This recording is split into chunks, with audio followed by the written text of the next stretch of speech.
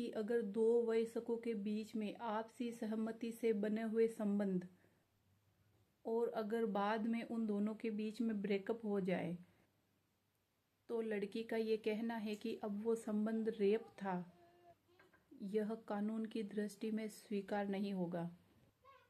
यह फैसला उन मामलों में बड़ा प्रभाव डालता है जहां संबंध टूटने के बाद में बदले की भावना में या दबाव में आकर झूठे आरोप लगाए जाते हैं।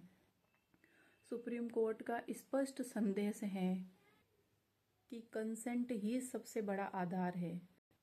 सहमति से बने हुए संबंध बाद में रेप नहीं कहा जाएगा, उसको रेप का रूप नहीं दिया जाएगा, सिर्फ इसलिए नहीं कि बाद में रिश्ता नहीं चल रहा है।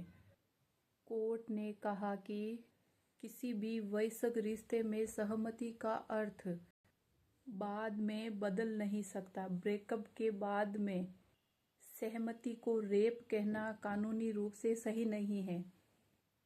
जैसे कोर्ट ने कहा, कौन से ऐसे मामले हैं जिसमें यह फैसला लागू होता है। ये फैसला खास तौर पर उन मामलों पर लागू होता है, पहला, रिश्ता प्रेम संबंध पर आधारित था, दूसरा, दोनों वयस्क थे, और तीसरा, दोनों ने संबंध बनाया स्वेच्छा से, अपनी इच्छा से, चौथा, बाद में रिश्ता टूट गया, पांचवा, लड़की ने बाद में रेप का मामला दर्ज करवाया।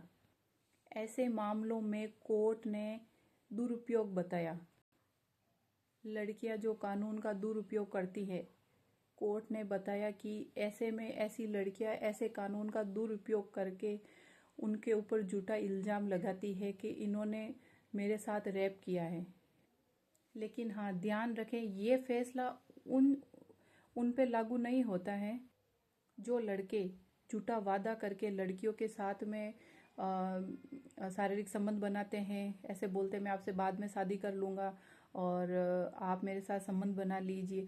तो उसमें ऐसे मामलों में ये जो कोर्ट का जो फैसला है उस पर लागू नहीं होगा। पहला यही है कि लड़की के साथ में झूठा वादा करके आप उससे शादी नहीं करते हो, और दूसरा है जबरन आप उसके साथ में संबंध बनाए रखते हो, और तीसरा है नाबालिग से संबंध बनाए रखना, और चौथा है ब्लैकमेल करके धमकी देकर बनाए गए संबंध।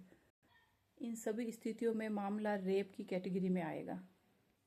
ये फैसला सुप्रीम कोर्ट ने इसीलिए सुनाया है।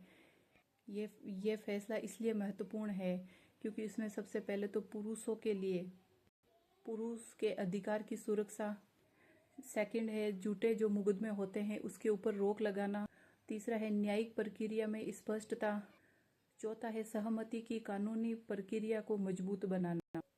कोर्ट ने कहा, कानून का मकसद ये नहीं है कि रिश्ता खत्म होने के बाद में किसी को हथियार बनाकर किसी लड़के को फंसाया जाए। ये फैसला आईपीसी की धारा 375 और 90 में वर्णित कंसेंट की परिभाषा को मजबूत करता है। कहीं हाई कोर्ट और सुप्रीम कोर्ट में इस मामले को दोहराया गया है, इस सिद्धांत को दोहराया गया है